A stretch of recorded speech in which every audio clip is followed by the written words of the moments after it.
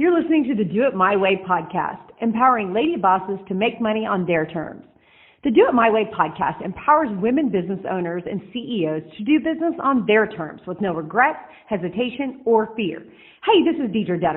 I'm obsessed with all things marketing, starting my career in media working for a large corporation. I remember sitting in countless meetings listening to executives talk about things that needed to change, but they never did. Can't we just do it my way? Like most working moms, I worked my tail off. I had the dream job traveling the country, making a six-figure salary, but everything stopped when I had a son who was born 12 weeks early. How would I balance traveling for work and taking care of him? I knew this was a pivotal moment in my life. What if I could just do it my way? I was no tech girl, but I did know marketing, so I created a niche website for moms that grew to 100,000 moms through the power of Facebook. I sold that website after only 1 year. I finally did it my way. After seeing the power of digital marketing, I decided to start a digital marketing agency, D2 Branding, creating a seven-figure business in only 9 months. Maybe you're a CEO ready to build a personal brand, or you're an entrepreneur listening to all the pressure from those around you. This is the place for you. We will be talking all things marketing and how to create your personal brand to make money by teaching others what you already know and getting paid to do it. Most importantly, you'll learn to do business on your terms and make the money you want to make. Hello, and welcome to another episode of the Do It My Way podcast show, empowering women business owners and CEOs to do business on their terms with no regrets, hesitation, or fear. Hi, I'm Deedra, and I am so excited. Today is my very first guest interview. I don't even know if you knew that, Shannon. Today is the very first guest. Do I look like I know what I'm doing? Yes. No, I have a quick I have a quick little story about that. So I actually had this lady in my neighborhood who I have so much respect for. She's a realtor in town. She's very successful, but I don't know her well. I know her in passing in the neighborhood, and my kids don't go to school, the same school in that neighborhood. We go across town, but she ended up putting a note in my mailbox about 3 weeks ago. And it was just a little note saying, thank you so much for all you do for women in business. And that you're a mentor of mine from afar. And I was so touched by that number one, she went out of her way to write me that note and say that. And I started thinking, how many women in business do I respect and do I look up to and that are mentors from me, to me from afar, especially my career going all the way through. And there's so many women that came to mind. And I thought, you know what? My way of giving back is I'm going to interview these women on my podcast where people I want to celebrate them, everything they're doing in business for other women and really paving that way. And you were the very first person that came to my mind when I thought women in business empowering other women. And there's nobody but you that does that better. You are always lifting everyone else up around you. And so I wanted to, and I didn't. You're very kind. Yes. Okay. So I'm awesome. That's kind of the story. And I thought, I'm going to interview, because all my podcasts have just been me. And I'm going to, once a month, I'm going to interview a woman in business that I admire, that I look up to, that is a great mentor. And that way all of the listeners can, look up to you as well and be inspired by everything you've done. So Shannon Wilburn is the co-founder and CEO of Just Between Friends Franchise Systems, North America's leading pop-up children's and maternity consignment sale. So Just Between Friends, we call it JBF, has over 150 franchises in 32 states. And Shannon was awarded the Bonnie Levine Award here just this year, the highest honor given to women by the International Franchise Association for work done to empower others in franchising. The Bonnie Levine Award recognizes women who are role models for all, especially women, by their business and professional accomplishments. So I can think of no one more deserving than that. And then I do have to say one more thing. JBF was named the top 10 franchises in America for 3 years running by Forbes. If that's not impressive, I don't know what is. So Shannon, I want you just to give us a quick little background on, Just Between Friends, how you started and kind of where you were in the beginning and where you are today. Yeah, sure. Thank you. And honestly, Deedra, you have been so kind to have me on and to say nice things about me. I'm sure I'm not as amazing as you made me sound. So, but I will tell you, I I call myself an accidental entrepreneur because I didn't necessarily set out to be an entrepreneur. It's just one of those things that happened. And so just Between Friends, which is my main business, I have owned 3 businesses in the last 27 years, started 3 businesses, and I still own 2 of them. And the big one, the moneymaker, I guess, is called Just Between Friends. And it doesn't make that much money, but it makes way more than my other business. So, Just Between Friends is basically a marketplace for families to buy and sell gently used children's and maternity clothes, toys, and baby equipment. So if you think about like a big fairgrounds or a convention center or just like 20,000 to 50,000 square feet, we come in and set up a temporary pop-up store. So we do have over 150 franchises in 32 states. So we're doing this all across the country. So it's very, very, very fun. Most of my franchise owners are women, and our core demographic would be moms. And so I get to work with lots of women, which is very fun. So we started that in 1997 in my living room. And I say we because I have a co-founder, Devin, and we had 17 of our friends.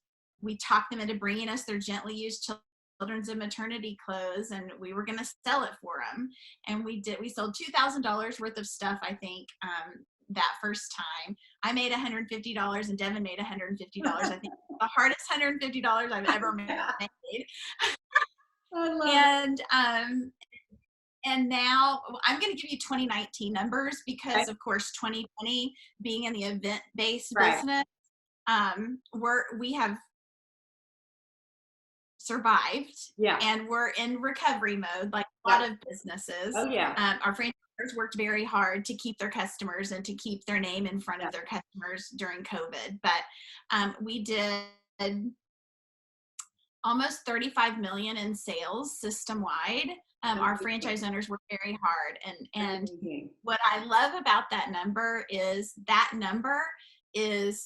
50 to 90% off retail. So the sellers that are selling all the items are selling them 50 to 90% off retail. And the sellers are making 60 to 70% of whatever they sell. And so that number just is multiplied. Yeah. For the families in all of these territories, it's a very, very fun business to be in. So that's my main business. I love that. Well, okay, I met you through 918moms.com. So in 2008, Melanie Henry and I were launching 918moms.com. And, obviously you had moms we were going after moms. So we did some collaborations. And I just remember from back then, first of all, meeting you, I mean, you're one of those people that just lights up the room, right? Wherever you're at. I've been around you at 5 a.m. at workouts. I've been around you at business, networking events. And you always just like exude that, just, that sunshine, that positivity. And, I love that about you. But, collaborating with other people, especially, I remember Cindy Morrison and you and me and Diane, and, we all were kind of doing our own thing at the same time and helping each other out, even if it was just like sharing a post here and there on social media or supporting at events and things like that. So, I tell people all the time that collaborations are really what has helped me throughout my businesses is, other people referring or other people saying, hey, they would be great for this, or let me push that out for you. You've got something exciting going on, and there's enough for all of us to succeed and for all of us to, really shine, be in the limelight at different times. So I love that because I feel like you always, were that from early on. From back in 2008. So let's talk about this because you actually were a teacher. We found this out later in life after we knew each other with one of my best friends, Darby, from high school. And you guys have a little group that you like do your little bunko or whatever for years. And I remember seeing you on Facebook and I thought, well, how do they know each other? So talk about how going from being a teacher to then becoming an entrepreneur, how did that play out? So my story, my degree is elementary education. So as soon as I graduated college, my husband and I had moved here. I finished school here in Tulsa and went to work for the Union School District, teaching 5th grade. And I was only not even a year into my first classroom and found out I was pregnant with our first child. And so I really did want to stay home, but my husband was a youth pastor at the time, and that's not necessarily a vow of poverty, but it's close to it. Yeah, exactly. So I knew that if I wanted to stay home, I would still have to contribute to the family's income. Somehow, some way, I have to do that. And my mom was actually the one who gave me the idea of just between friends. So I had my son in 1994 and I had my daughter in 1996. And so now I have 2 at home. And I'm trying to stay home, trying to do little things on the side. And my mom actually gave me the idea. She had seen someone do this type of event-based consignment business in Fort Worth. And this was back before small business had any presence on the internet at all. And she said, you need to do something like this in Tulsa. And I was like, that sounds really hard, but let me try some people. So I reached out to a friend of mine and said, what do you think about this idea? And that was Devin. And she was the biggest bargain hunter that I knew. Like dumpster diving, garage sales every Saturday. She knew how to save $1. And so that's how our partnership formed. And Deedra, we didn't set out for this to be a franchise system. So it was based on need in our own lives, having a 2-year-old and a 1-year-old. She had a 3 and a 4-year-old, and we needed to clothe our children and save money. And all my, what I considered rich friends, who pay retail for their children's clothes, I was like, well, I'll get to shop their stuff first. So it was based out of need, and I didn't realize how great of a need there was for people to save money. And so when we were done with that first event in our living room, the shoppers that had shopped said, when are you doing this again? The sellers who had sold said, when are you doing this again? And we looked at each other and we're like, I guess we're doing this again. And I convinced my friend who lived in South Tulsa in a house way bigger than mine, my 1,400 square foot house. And they had a 3-car garage, which was bigger than my living room. So we said, can we have our sale in your garage? And she got to shop early for letting us do that. And she had 4 kids. So we just grew from there, went to a church, went to the Tulsa Fairgrounds, and, started growing the Tulsa business season after season after season after season. And friends and family from around the nation were reaching out to us because they had seen the success happening in Tulsa and all the moms that were being helped, and the fact that the Tulsa community 100% embraced the concept of making and saving money through selling and buying children's items. They said, we want to start this where we are. And so because we had no business background, we did a lot of stuff wrong. So my elementary education degree and Devin's journalism degree did not teach us how to do business. And so we learned the hard way by trial and error, and you mentioned business mentors. That is one of the things that I tell every budding entrepreneur, any emerging brand, any emerging business owner, get a mentor. I mean, that is key. Number one, do that, and you will not make as many mistakes as the next person who doesn't choose to do that. And so we started letting other people use the name Just Between Friends. I had no understanding of trademarking or anything like that. And so we started actually franchising the business after we had about 10 people doing this in different areas. Someone gave me the advice that I should franchise the business, and I had zero idea what that was. I was like, what does that even mean? And he made it sound so easy. He said, it's like a business in a box. You get an attorney, you write a manual, like all that stuff that you're having to tell all of these other people, just write a manual, get it down on paper, and then they pay you money. And I was like, well, that sounds good. I love Oh that. my gosh. If I had done that, oh my gosh, I don't know that I would have done it. But so we started selling franchises in 2004.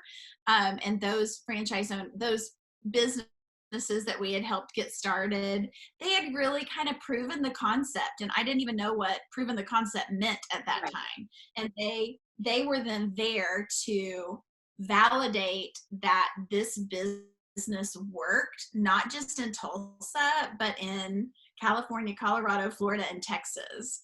And so I think, I really feel like the Lord went before us on, we did not necessarily have the wisdom or knowledge that we needed to have and made a lot of mistakes. But I think that was the Lord's plan all along. Like, okay, you're gonna, if you do start franchising, you're gonna need people to say, yeah, this is a good idea, and yeah, I make money. Right. So anyway, that's how we started franchising. I coach women all the time that, they always wanted to be an entrepreneur, and it was their dream, and they had a mentor to look up to. And I'm like, I am the opposite. I did corporate America. I thought, okay, I'm just going to climb the corporate ladder and do my thing. And I was traveling and working for Clear Channel Television, and I was kind of an accidental entrepreneur as well, or out of necessity. I ended up having my son 12 weeks early. And so here I am, this businesswoman traveling. I'm the breadwinner of our home. We're building our dream home out in Jinx, my husband and I, based on 2 incomes.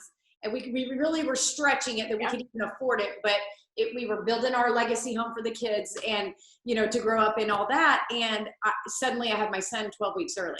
So my life is flipped upside down. I've got a little 2-pound little baby that's in the NICU for 77 days. I've got to go to, doctor's appointments, physical therapy, speech therapy for the first entire year of his life. There's no way I could look at my boss and say, I got to get off again. Oh, I got to go. And here I am traveling. So that's what forced me to start 918moms.com. I said, okay, I know advertising. Yeah, I know advertising. Wow. I know I can work from home. I know how to sell. If I can just get women 25 to 54 in one place online, I'll sell ads. And that way I can take my son to all his appointments. And I'm happy to say he's a happy, healthy 16-year-old. He's amazing today. But that first year of life was such a, critical time for me to be there, be home. We didn't want to put him in daycare right away. And just, he had tons of appointments. He was behind by 3 months. So he really took a year to catch up to the other kids that were, full gestational age. So, it forced me into being an entrepreneur out of necessity, because I had a house that was on the line. My husband's looking at me like, you're quitting your job. What? Like, we have this mortgage we're going to have to pay. And I'm like, I will make the money up. I don't know where or how, but it had a fire under me that I knew I had to make this work. And I knew it was the best decision for my family. So God's going to take care of that, because, we were doing the right things. The priorities were in place, but yet, and I thought, if we have to sell our house, we'll sell our house. Once it's built, we'll put it on the market and we'll find something else. It's not the end of the world. And that's kind of my personality anyway. I'm a jump first person. I don't do a whole lot of contemplating before I jump, which is great in business, but not always great in life. And so, I love to hear that accidental entrepreneur, because you were presented something and you knew too, if you wanted to have some financial freedom and be able to have that flexibility with your kids as well, that you had to do something different. Right. And so I love, stories like that, are always inspire me. But tell me this. So if there's women out there, because a lot of the women that listen to this podcast are either working in corporate America, wanting to take the leap, or they're a stay-at-home mom that says, you know what, can I make money from home? Is there something I can start? The beautiful thing about the internet today is you can do business out of your house, right? You can easily have a laptop and make $1 million business, and we see it all the time. So what is your number one piece of advice for that person out there that just says, I think I want to start a business, but they're not sure where to start? Always, my number one piece of advice is to surround yourself with smart people, because I think, I really think that that's key in because we all have strengths and we all have weaknesses. And I think knowing those strengths and weaknesses before you take the leap is key. There's a book called Strengths Finder. Oh, let's hear it is right here. Yeah, I read that. It's a great one. Yes, I have that. I have that over here. That's great. It's awesome. So I tell people, I said, if you know your strengths and if you know your weaknesses, you can step forward into, just about anything, as long as you know, okay, I'm not going to be good at this. Right. And if you're not good at this, you need to find someone who is. So when I'm counseling, so in our kind of application process of awarding franchises, I don't have any conversations with any of the applicants in a one-on-one setting until the end. I do some group stuff to kind of tell the story of just between friends of people who are very early in the process of looking to purchase a franchise. And then at the end, when they've gotten through all the hoops and, 90 to 120 days of Q&A with our development department, they talk to me only if they get to this certain level. Yes. And they have to submit a business plan. They have to submit venue research. They have to do all of this stuff so that we know that they know how to follow a plan, and they can get to each level, and we know they're committed and that they are driven to get to that place. So we put some of the things in place to know that we're not getting someone who can just talk the talk, because lots of people can talk the talk. Yes. And then in that conversation, oftentimes I talk about that our particular business, you have to be great in 4 things. You have to be great in operations, which is all encompassing. Yeah. You have to be great in marketing. Yeah. You have to be great in finance, and you have to be great in sales. Yeah. So and then when I'm talking to them, I'm thinking, they're going through that list and thinking, okay, I'm great at operations. I'm very organized. I'm used to be a controller in my corporate job. So I've got the P&L down. Yeah. And I can talk to anyone about, but social media, oh my goodness, I don't know how to do that. And so I tell them, I said, you don't have to do all of that, but you have to make sure you have someone in your business who knows how to do that. And it can be someone you hire part-time, a contractor to take, spend 10 hours a month on your books. Right. But if you don't know that that's not your skill, you're gonna have to do that over and over again, and you're gonna have to use your accommodating skills to do it, and you're gonna get burnt out and frustrated because it's not your skill. And that's kind of how I look at some of the things. I am very much a big picture type of person. You want me in the details, I'm going to be grumpy. Yeah. And I'm not going to be very nice.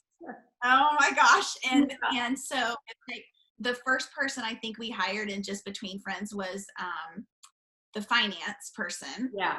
Part-time. Oh yeah. Never really on, just kind of, talk to them on the phone every once in a while. And then the next person we hired was a detail-oriented administrative assistant. Yes. And it was like, once that piece was taken care of, we were then able to our mind was freed up to dream. Our mind was freed up to kind of look to the future, set some goals, because we weren't in the minutia. Yes. Now, if you're a person who wants to be in the minutia, you need to have someone speaking vision into you so you can go after those goals and help you be accountable to yourself. Yeah. So I've got all kinds of advice, Deedra. I love it. Look at you. And it's so true.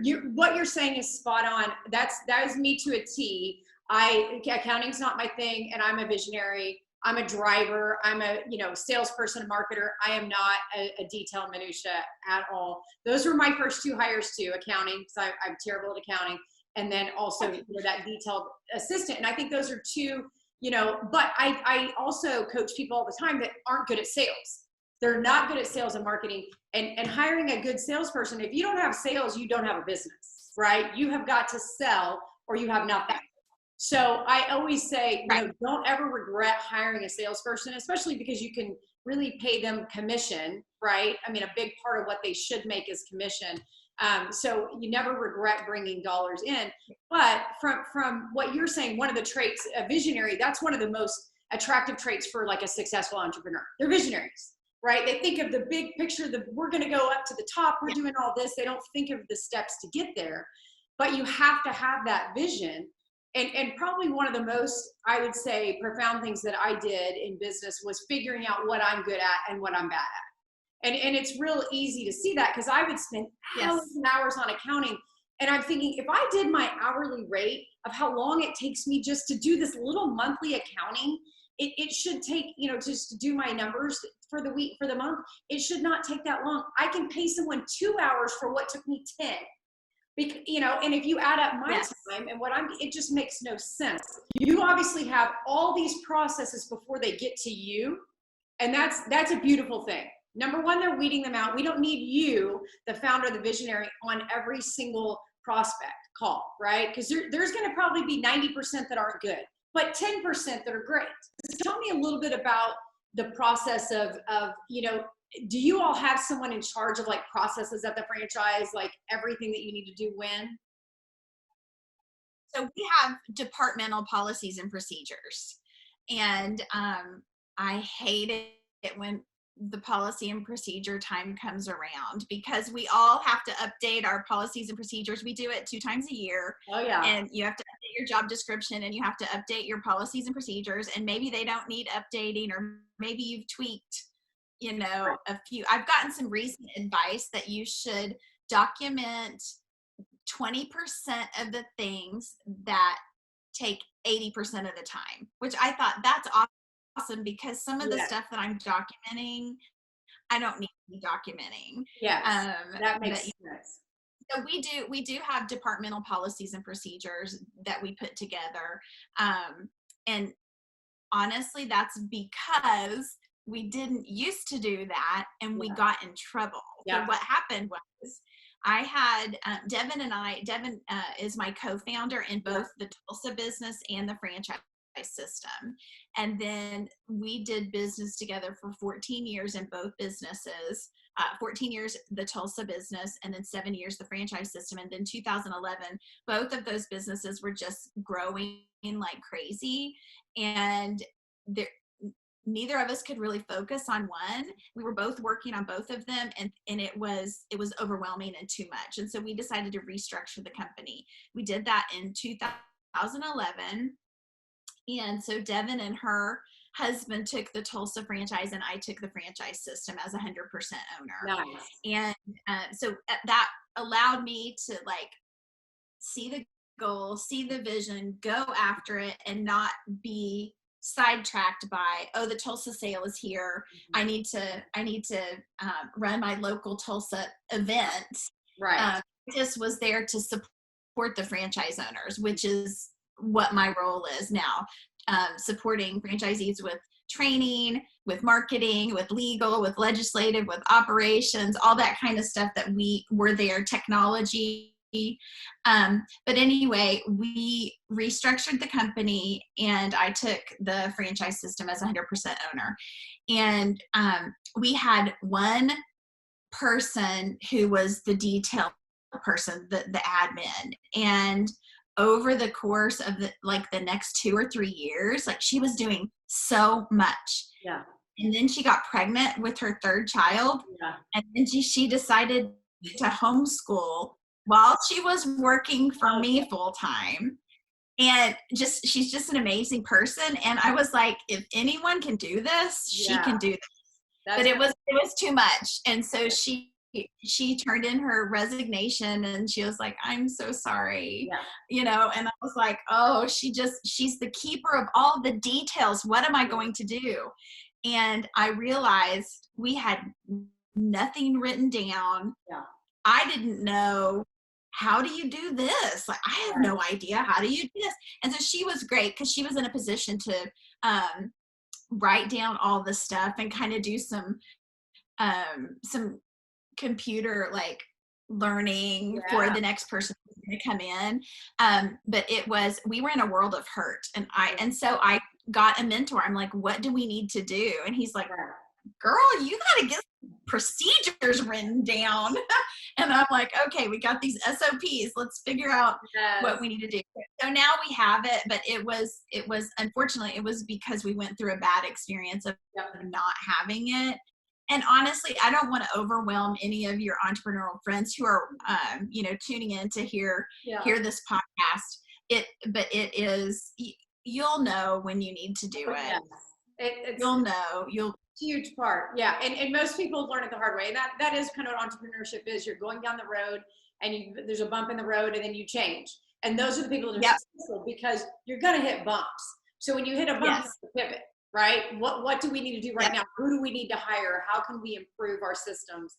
That's so important. Okay. So I'm going to shift gears for a minute because most women, because I know you raise babies, you were a working mom, you're a wife that's, active in your church because your husband's a pastor. You've got all these hats that you're wearing. And obviously the kid thing, I know when they were little, it was probably more challenging than it is today. But just what has discipline played in your life? Because I found that discipline, having those small, discipline things that you do every single day has really helped the entrepreneurs that I coach. So what disciplines do you have in place, and what do you think that has played, a role in your journey?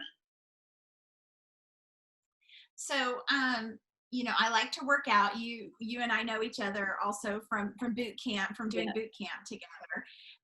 And I feel like working out is key. Yeah. Doesn't have to be boot camp. I can't do boot camp anymore. I'm too old and my body cannot handle it anymore. I'm just like in awe of you that you still go to boot camp. I've switched to a much lighter thing called jazzercise, which is great. Love it. But I'm still going to, get at least my heart rate up a little bit, at least 2 times a week. So that's something I do. I try to have discipline in my spiritual life too. And, definitely need help there, but I try to read a few devotionals off the Bible app every morning, and just kind of helps me get centered for the day and do some prayer time and listen to praise and worship music. So that personally works for me, to feel like, okay, because when I miss doing that, I don't feel like my day is as productive. I feel like like the Lord is blessing me somehow for spending time with him. So those are 2 things that I do. Yep. So that's kind of your daily morning routine. Are they like your non-negotiables, like you're on vacation or you're wherever you're at and you're saying, okay, I'm going to have my time? No, when I go on vacation, I don't always work out. Right, I will work out if I want to, like if I'm on a cruise or something like that.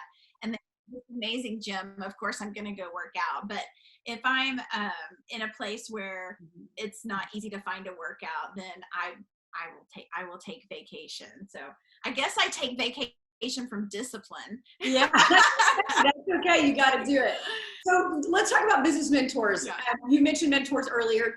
Tell me who has been a mentor in your life that has really helped you. Because I know we all, sometimes there are people we know, and sometimes there are people that we read their books and we follow their podcast and we don't know them, but we're learning from them. So who has been a mentor to you in your life? Yeah.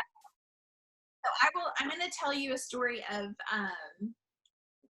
someone who has been very instrumental in my life. And honestly, I think she is one of the reasons why our company has grown. I mean, we've had so many different amazing people within just between friends, but so there is a local gal here. Her name is Diane Davis, and I met her in 2000. And I met her because I had a part-time job selling advertising. So I was selling advertising for a Christian print publication, and she was the director of marketing at the DoubleTree. And I sold her an ad in the print publication, but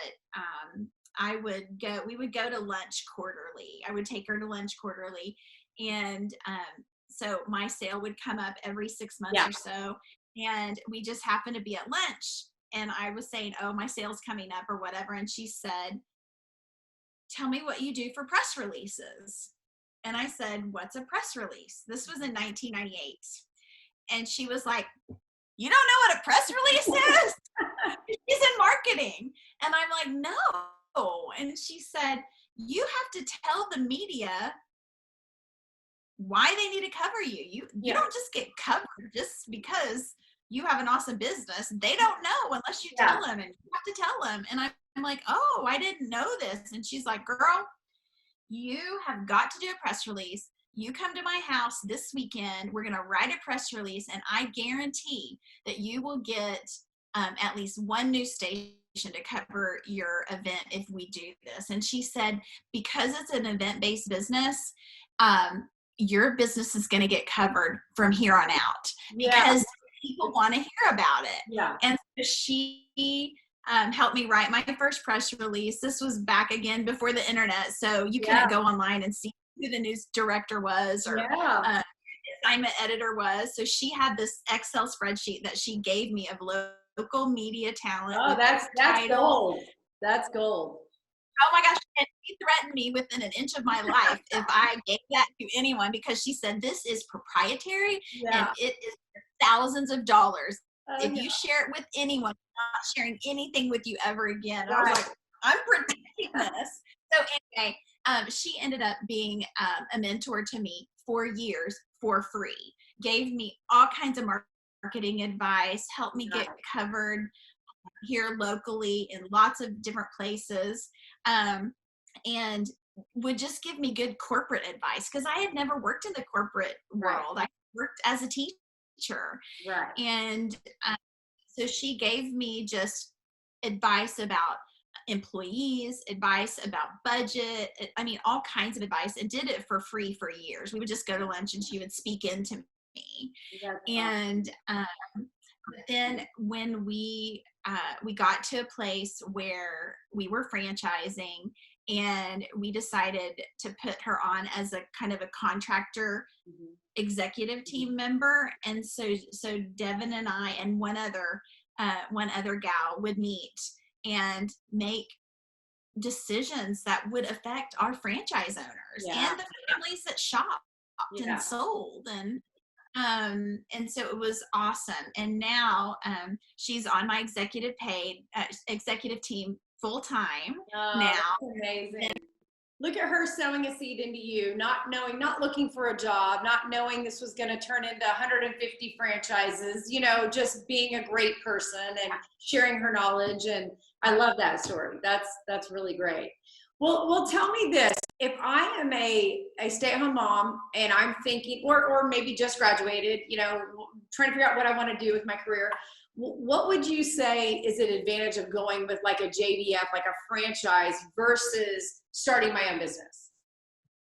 Oh, okay. So, man, first off, franchising is, if you aren't sure that you want to do something on your own, franchising, depending on whatever concept you choose to go with, a good way to think about franchising is that you're in business for yourself, but not by yourself. So you come in and you have this automatic support engine that's going to support you in your decision making, going to support you in finding a location, going to support you anything legal that comes up. It's going to support you in your technology.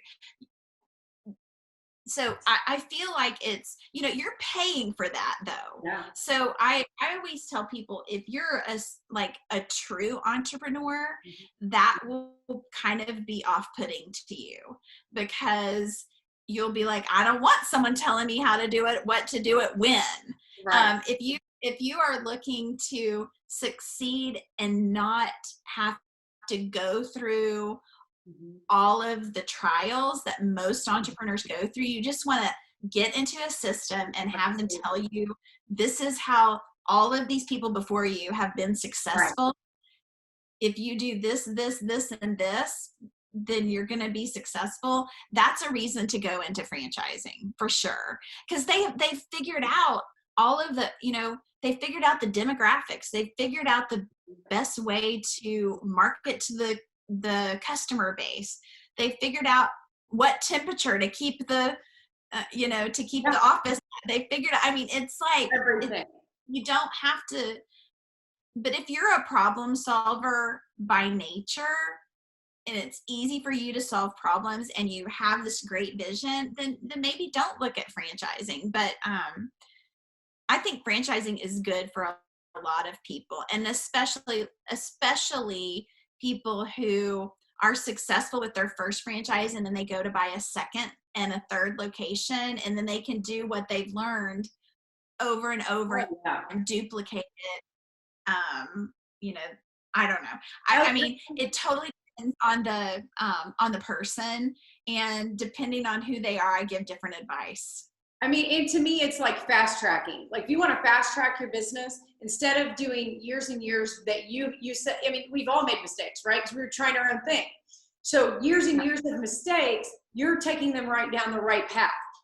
Do this, don't do this. So it's like fast tracking, you know, your way into success, which I love. I love the franchise systems. I know we have mentor groups. So you get in to the franchise system and they set you up with a mentor. Most of the time, how that typically works in franchising is that you come on board and you have one person within the brand called a franchise business consultant or a franchise consultant, or they have all kinds of different names for them, but basically they're the person between you and the corporate office, you and the franchise support center, that is going to come to you and say, okay, what are your issues this month? And you're like, oh, we didn't sell enough.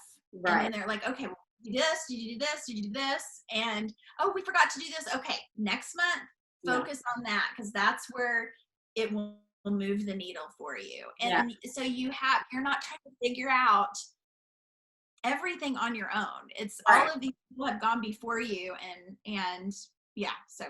Well, entrepreneurship can be very lonely. And I say that all the time because you're by yourself. Yes. You're trying to figure it out. You don't have a boss leaning over your shoulder. You try to talk to your spouse. They don't really understand what you're doing, right? It's not their dream and their passion.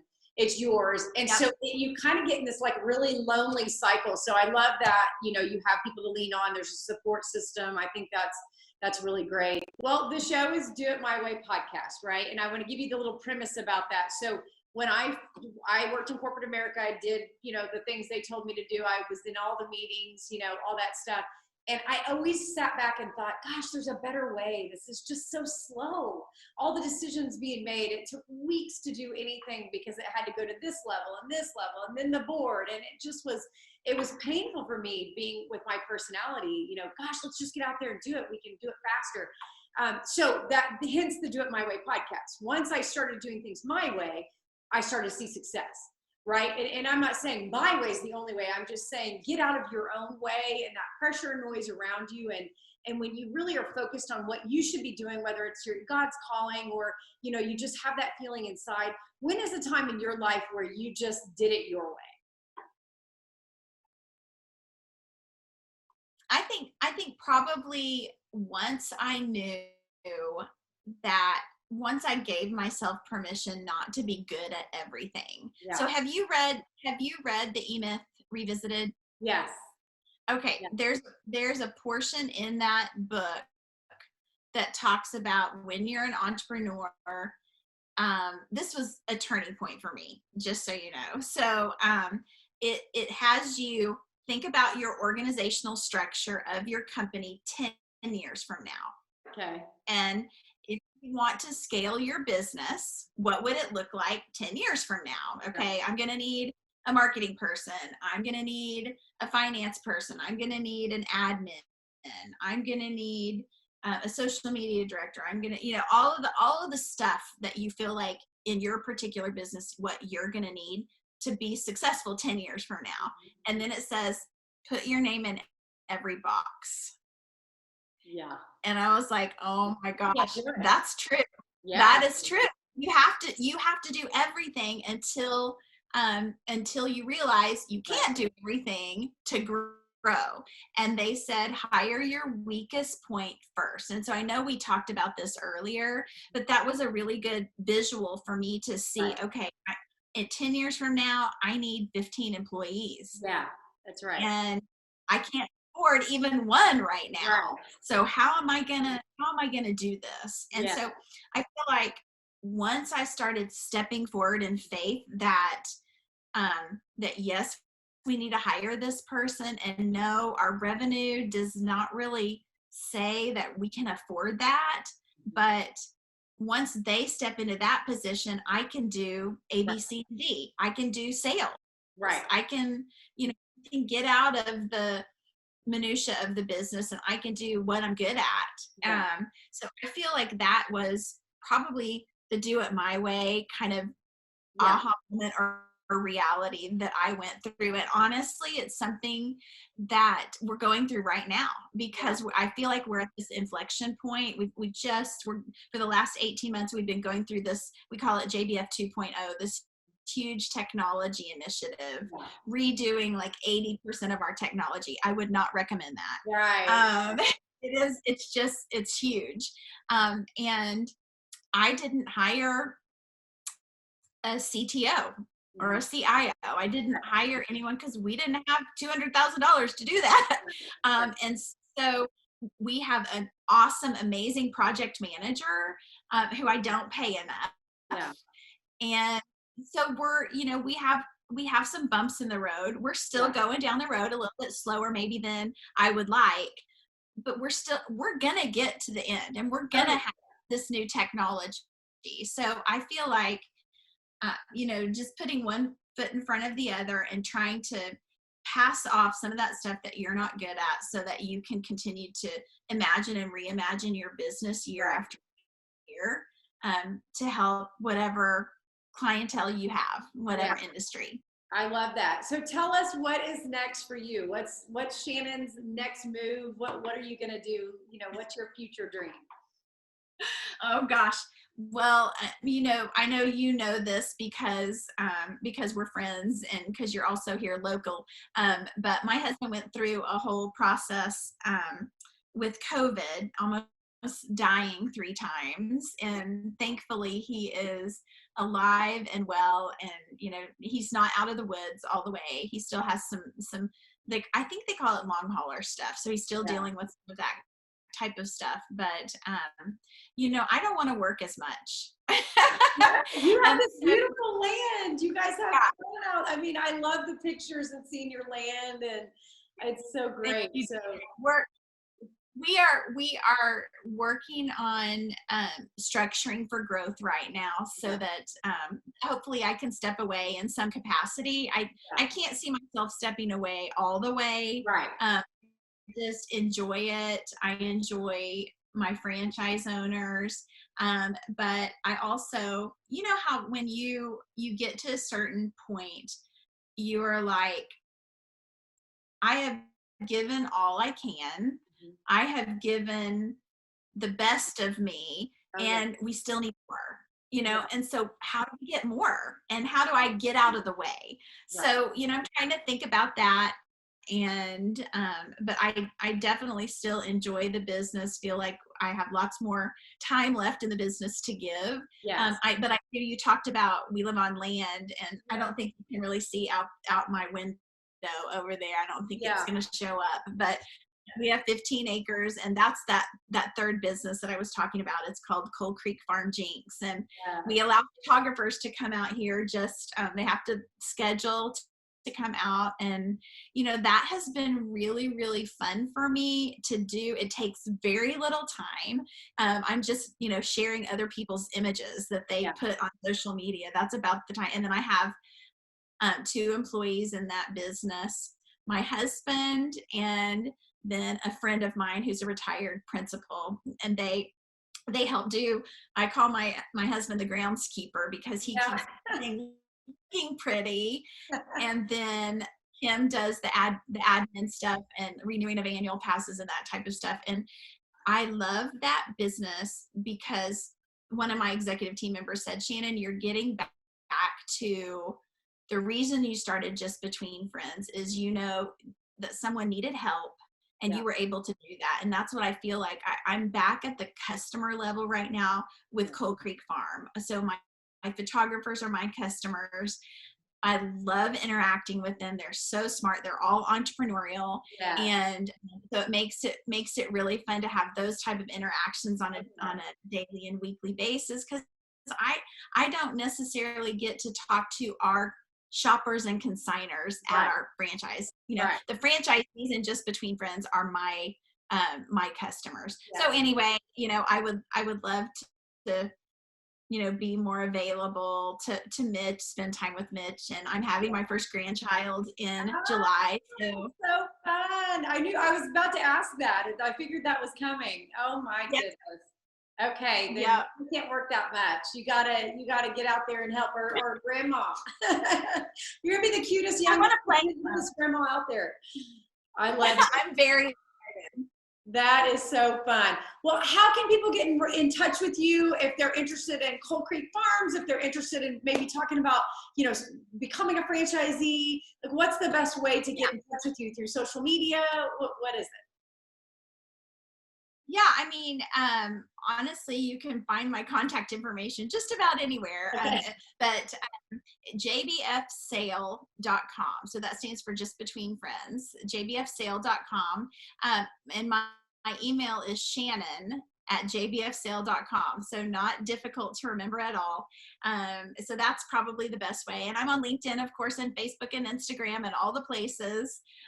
So if you want to connect with me, definitely do that through LinkedIn. And of course, if you're local and want to come out to Cold Creek Farm to see what we're about, please do so. I love it. The pictures are just amazing. Everything I've seen just looks gorgeous out there. So that's so fun. Well, I want to thank you so much. It was such an honor. And first of all, my very first interview is with Shannon Wilburn. So you should feel very, important that you came to my mind, but really women empowering women, I always think of you. So I commend you for your career. You've done amazing things. It's been fun to watch over the years, and I'm excited to see what the next chapter brings you. Thank you so much, Deedra, and it's been my pleasure. Thank you for having me as your first guest. Yes. Thank you for joining us for the Do It My Way podcast show, where we're empowering business women and CEOs to do business on their terms with no regrets, hesitation, or fear. If you're a female entrepreneur or CEO that is ready for that next step in your life to do it your way, follow me on Instagram at Deedra Detterman and DM me Do Life My Way. And let's jump on a 15-minute Zoom call so I can help you navigate the next steps in your business. Or you can always find me at d2branding.com and fill out the form there. I'm Deedra Detterman, and this is the Do It My Way podcast. I'm going to help you navigate making money on your terms with no regrets, hesitation, or fear. The Do It My Way podcast.